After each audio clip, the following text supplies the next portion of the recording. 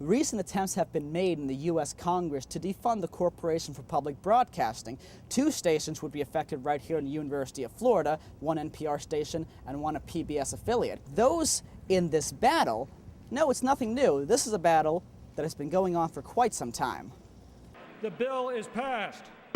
While the U.S. Congress debates the federal budget, one item has been a noticeable target: the Corporation for Public Broadcasting. Louis Calavota is on the Joint Advisory Board for WUFT and NPR in Gainesville. He's been with public broadcasting for 25 years. He said he's loved his time in it and is a huge supporter of federal funding for public broadcasting because of what he says is its very high-quality programming. The programming here is very much interesting, enlightening, and entertaining. It's educational, and it's unlike anything else that you're going to see coming over the radio or the TV. The debate over whether or not to fund public broadcasting isn't a new one. Former Speaker of the House Newt Gingrich led the charge to defund it during the Clinton presidency. Even as far back as the late 60s, Fred Rogers, who hosted Mr. Rogers' Neighborhood, passionately argued for a $20 million grant from the government. Here he recites the lyrics to one of the songs on his program, "What Do You Do with the Mad That You Feel?" That helps us become what we can. For a girl can be someday a lady, and a boy can be someday a man. I think it's wonderful. Looks like you just earned the $20 million.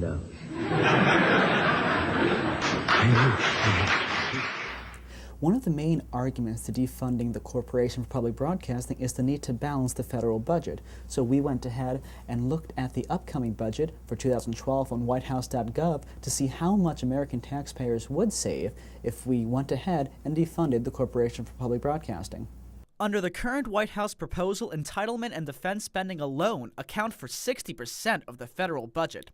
The Corporation for Public Broadcasting gets less than 1% of federal government spending. The United States Constitution says that one of the primary functions of the federal government is defense, securing our borders. The Constitution doesn't say that one of the primary functions for government is funding a television station. With an unprecedented $1 trillion deficit for 2010, he believes it's time for both the federal and state and local governments scrambling for money to start making cuts to balance their budgets. Stafford Jones also says PBS and NPR can find innovative ways to become self-sufficient, with shows like Sesame Street making so much off merchandising.